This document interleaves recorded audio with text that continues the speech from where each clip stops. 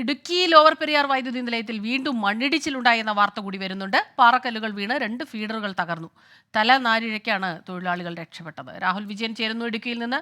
രാഹുൽ, എന്താണ് സംഭവിച്ചത്?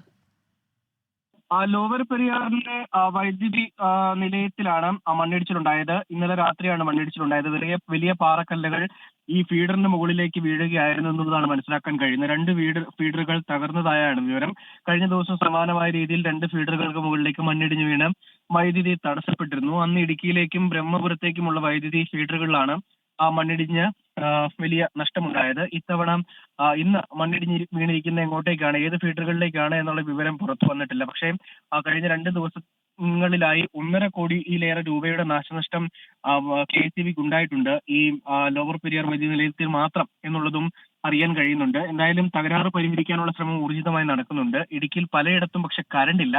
അത് ഈ ഫീഡറുകൾ തകർന്നത് കൊണ്ടാണോ എന്നുള്ള കാര്യത്തിൽ വ്യക്തത കുറവുണ്ട്. പല സ്ഥലങ്ങളിലും മരമൊടിഞ്ഞ് വീണ് വൈദ്യുതി ലൈനുകൾ പൊട്ടിക്കിടക്കുകയാണ്. അതുകൊണ്ട് തന്നെ ആയിരിക്കാം കറണ്ട് ഇല്ലാത്തത് എന്നുള്ളതാണ് നമുക്ക് മനസ്സിലാക്കാനും കഴിയുന്നത്. അതെ, രാഹുൽ സൂചിപ്പിച്ചതുപോലെ തന്നെ പലയിടങ്ങളിലും പല പ്രദേശങ്ങളിലും ശക്തമായ കാറ്റിൽ ഈ മരങ്ങൾ വീണ് വൈദ്യുതി തടസ്സമുണ്ടാകുന്നുണ്ടെന്ന് നമ്മുടെ പ്രേക്ഷകരും നമ്മളെ അറിയിക്കുന്നുണ്ട്. പലയിടങ്ങളിലും അതുണ്ട്.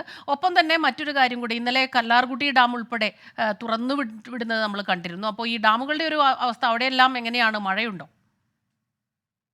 സ്മിത, ഇന്ന് പുലർച്ചെ വരെ അതിശക്തമായ മഴ പെയ്തിരുന്നു. പക്ഷെ ഇപ്പോഴൊരു ചെറിയ തോർച്ചയുണ്ട്. ചെറു ഡാമുകളൊക്കെ തന്നെ നിറഞ്ഞിരിക്കുകയാണ്.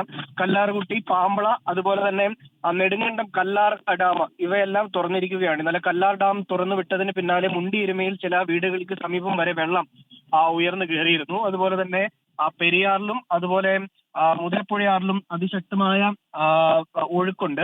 ശക്തമായ രീതിയിൽ വെള്ളം പുറത്തേക്ക് ഒഴുക്കുന്നത് കൊണ്ട് തന്നെ, അതായത് കല്ലാർകുട്ടിയിൽ നിന്നും പാമ്പളയിൽ നിന്നും വെള്ളം പുറത്തേക്ക് ഒഴുക്കുന്നത് കൊണ്ട് തന്നെ ഈ 2 പുഴകളിലും ജലനിരപ്പ് ഉയർന്നിട്ടുണ്ട്. ആശങ്കപ്പെടേണ്ട ഒരു സാഹചര്യം നിലവിലില്ല. പലയിടത്തും മണ്ണിടിച്ചിലുണ്ടായ ഗതാഗതം തടസ്സപ്പെട്ടിരുന്നു. ഗതാഗതം ഉൾപ്പെടെ പുനഃസ്ഥാപിക്കുന്നതിന് വേണ്ടിയുള്ള നടപടി രാത്രിയിൽ തന്നെ ചെയ്യുകയും ചെയ്തിരുന്നു. എന്തായാലും നിലവിൽ അത്ര ആശങ്കപ്പെടേണ്ട സാഹചര്യം ഇടുക്കിയിലില്ല. മഴ ശരി, മാറി നിൽക്കുകയുമാണ്. ശരി. രാഹുൽ വിജയനാണ് ഇടുക്കിയിൽ നിന്നുള്ള വിവരങ്ങൾ നൽകിയത്.